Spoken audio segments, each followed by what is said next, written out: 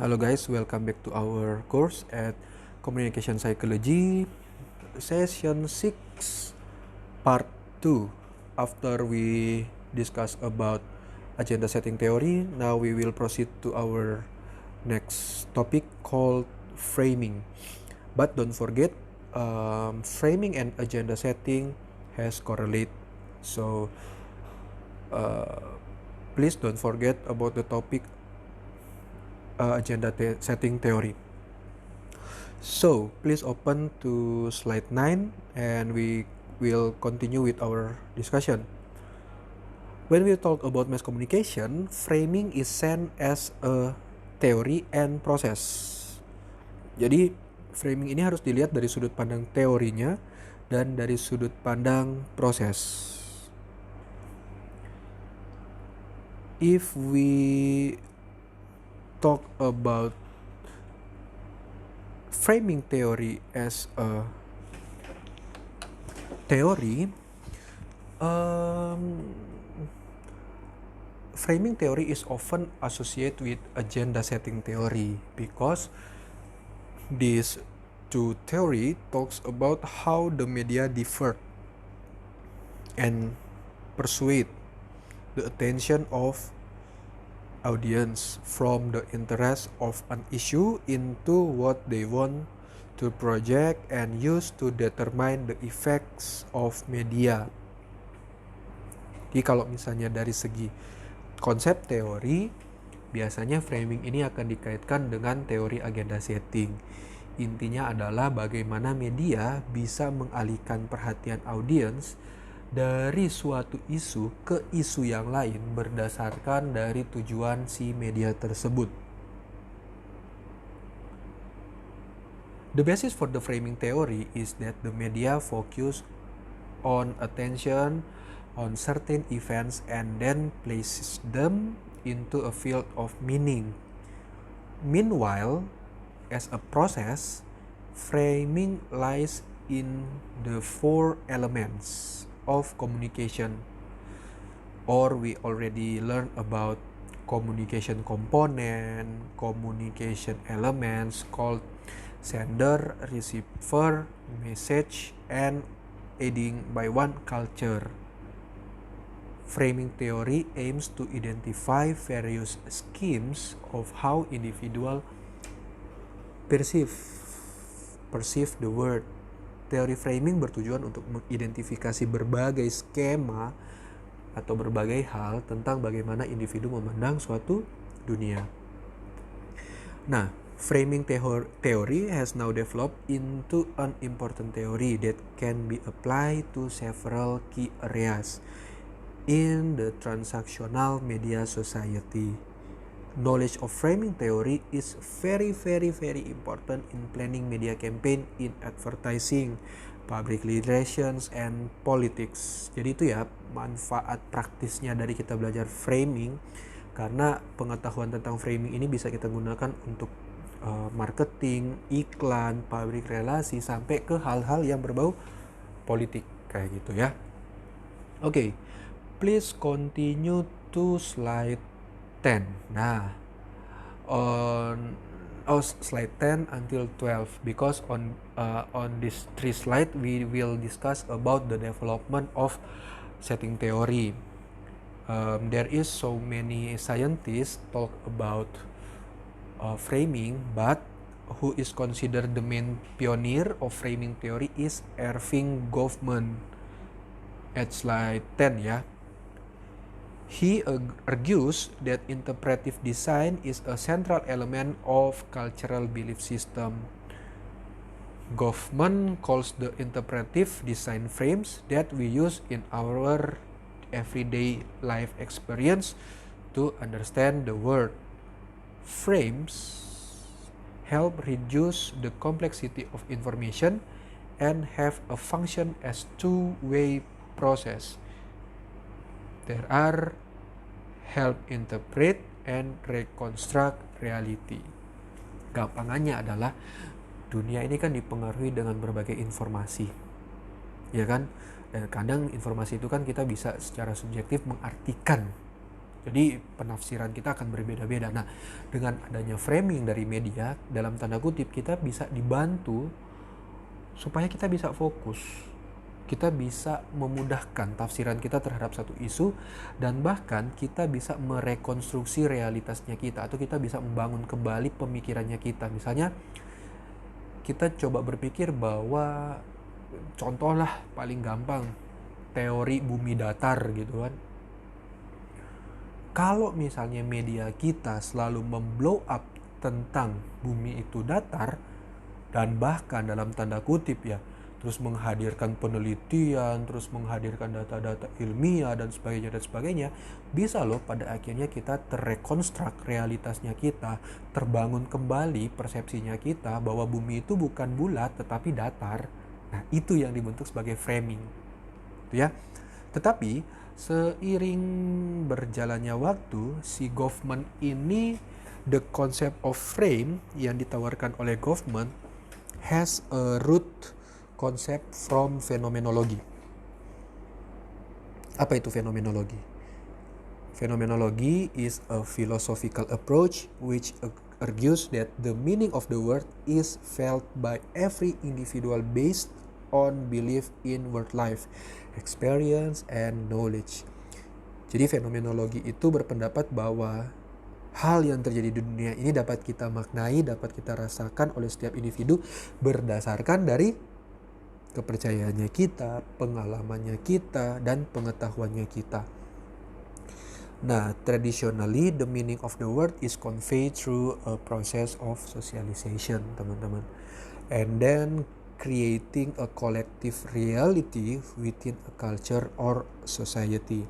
Nah, framing theory menurut si Goffman develop into a communication theory which is very important in various fields of today transactional media society.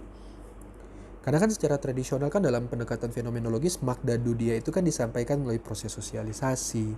Ya kayak tadi lah, kayak teori bumi datar gitu ya, disebarkan melalui sosialisasi media, dan sebagainya. Akhirnya itu membentuk kesadaran realitas kolektif di tengah masyarakat kita. Okay, please continue to slide 11. Second figures or second expertise called Walter Lippmann. Nah, Walter Lippmann ini dikenal sebagai bapaknya literasi, teman-teman. Walter Lippmann is a journalist and writer, and his book about public opinion state that the world is perceived as a stereotype that serves as a picture in our head. Dia nulis buku Public Opinion. Dia bilang bahwa dunia yang kita rasakan itu adalah stereotype yang berfungsi sebagai sebuah gambaran di kepala kita. Nah, during the mass media era, news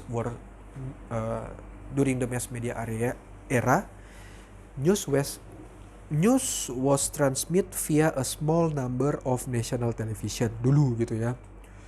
Masih ditransmisikan dalam sejumlah kecil saluran televisi nasional sebelum berkembang kayak sekarang.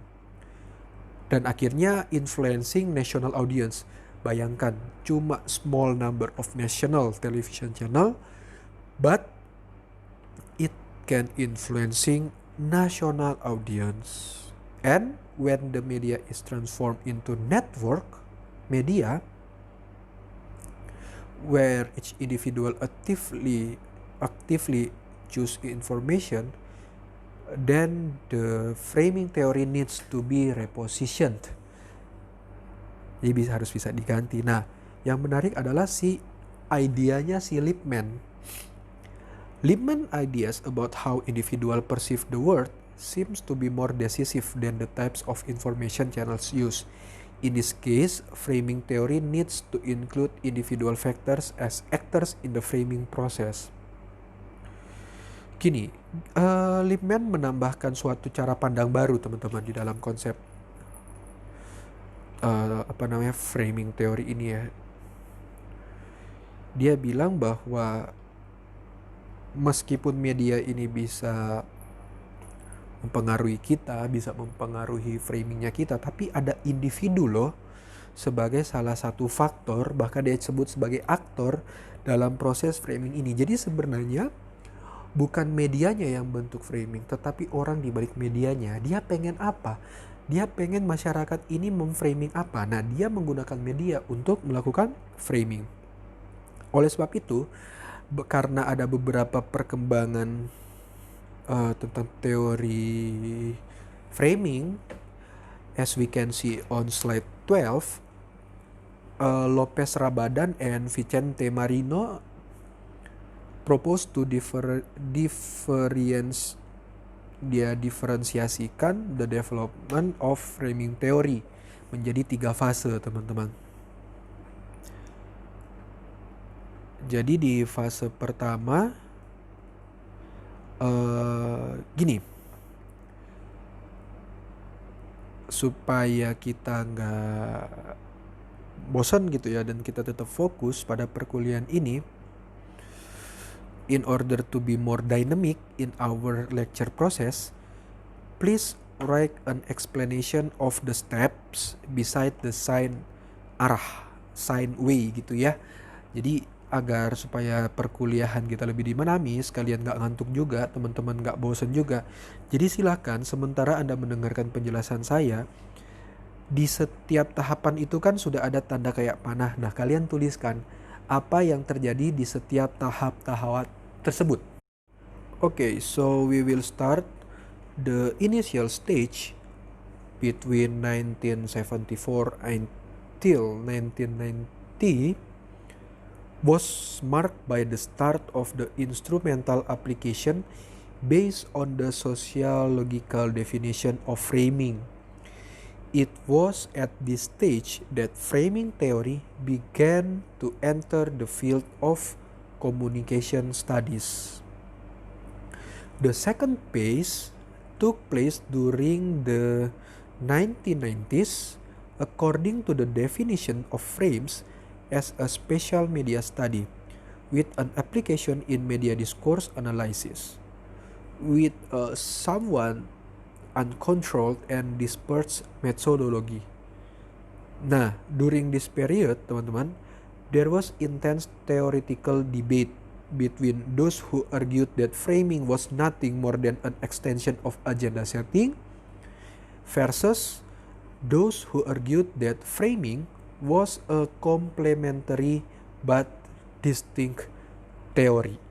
Jadi satunya bilangnya itu adalah perpanjangan dari agenda setting, yang satunya bilang bahwa teori ini bukan saling melengkapi, tetapi beda teorinya antara agenda setting dan framing.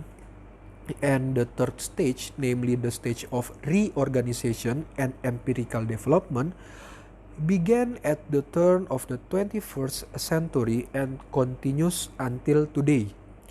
During this stage, there is an attempt to undertake a conceptual of and methodological unification that allows for a more solid and rapid development through research synergy. Akhirnya makin berkembangnya waktu, makin berkembangnya penelitian ya, jadilah berubah. So please continue to slide 13. So now we will talk about assumption. Okay. The framing theory is built on the assumption of how an issue characterized in news reporting can have an influence on how the issue is understood by the audience. In other words, the media directs public attention to certain themes chosen by journalists that cause the audience to make decisions about what they think. This assumption comes from the talk of agenda setting. So we can understand that after we learn about agenda setting, it will continue to framing theory, right? So journalists not only choose topics to be conveyed to the public, but are also involved in the process of how the news is presented and the frame in which the news is presented. Jadi jurnalis itu nggak hanya memilih topik yang akan disampaikan kepada audiens, Tetapi jurnalis ini terlibat juga dalam proses gimana sih berita tersebut disuguhkan, gimana sih frame dari berita tersebut disajikan. Nah, frame refers to the way the media and media gatekeepers,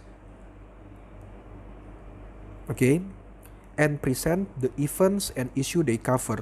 Frame also refers to the way the audience interprets what is presented by the media. Teman-teman, Anda harus pahami bahwa frames are abstract idea that function to organize or structure social meanings. But bukan and ya, but frames affect audience perceptions of news. Framing doesn't just say what to think, but how to think about it. Framing itu nggak hanya mengatakan apa yang harus kita pikirkan, tetapi mengarahkan gimana kita harus memikirkan hal tersebut. Kuncinya pada mengarahkan. Nah, as a theory, of course we know, as a theory, framing itu punya elemen yang membentuknya. Jadi dari asumsi-asumsi tadi akhirnya kan membentuk elements. Nah, elements ini yang membangun framing antara lain, there is an arrangement which is carry out methodologically and systematically. Ada penataan yang dilakukan secara metodis dan sistematis. Ini saya pakai bahasa Indonesia aja supaya gampang ya. Jadi framing itu terbangun oleh beberapa elemen. Yang pertama ada diatur secara sistematis dan metodis. Kemudian ada proses penyebarluasannya. Karena ada proses penyebarluasannya, hal ini terjadi tidak sesaat, tetapi terus-menerus berkelanjutan. Kemudian framing ini menggunakan ya standar ya dalam ilmu komunikasi, ada bahasa, ada tanda, ada lambang-lambang tertentu. Makanya kita belajar tentang symbolic interaksionism beberapa minggu lalu kan. Dan yang paling penting adalah memiliki struktur yang terpola, teman-teman. Nah, dalam kemajuannya framing itu tergantung pada beberapa hal.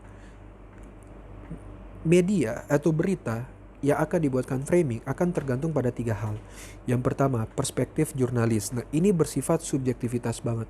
Bagaimana dari si penulis, si pembuat berita, dia akan mengartikan suatu berita, dia akan memberikan makna terhadap berita tersebut pasti secara subjektif. Ini akan berkaitan dengan hal kedua, yaitu ideologi internal. Ketika dia akan memframing sesuatu berita, akan berkaitan dengan value individu tersebut atau bahkan interest si jurnalis tadi. Nah, poin 1 dan 2 itu terkait dengan internal dari si pembuat berita atau si jurnalis tadi. Tetapi kita harus melihat pula bahwa ketika suatu medium akan membentuk framing, akan ada faktor yang ketiga, yaitu faktor eksternal. Misalnya ada kepentingan eksternal, kepentingan pemangku jabatan, kepentingan yang punya power, yang punya politik dan sebagainya. So, for this discussion, I want to ask about your opinion. What are the factors forming framing of journalists? And I know few of you a journalist, right? So, when you produce some news, what the factors can forming when you produce the news kayak gitu ya. But after we learn about framing theory, there is such a benefit of studying this. Ada manfaat. After learning framing theory can provide benefit, including first, we can know and understand the meaning of framing, the history of framing theory, the assumptions, the development of framing theory, and criticism of framing theory. After this, we will talk about the criticism about framing theory. And the most important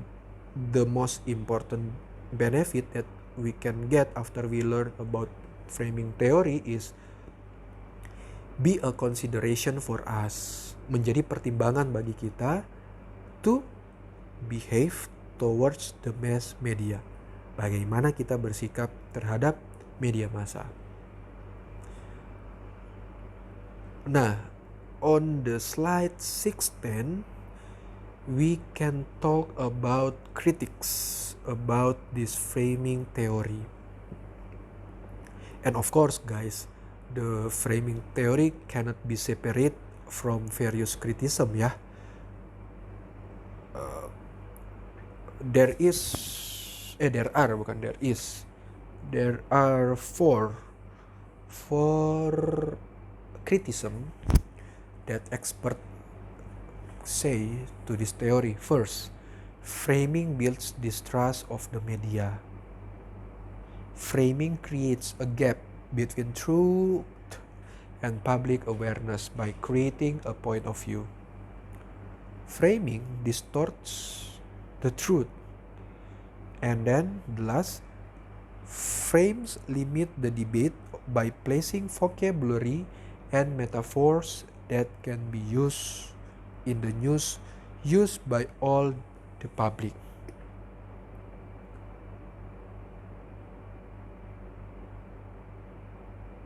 Okay, so on this slide, on the slide 16, I want to ask about your opinion.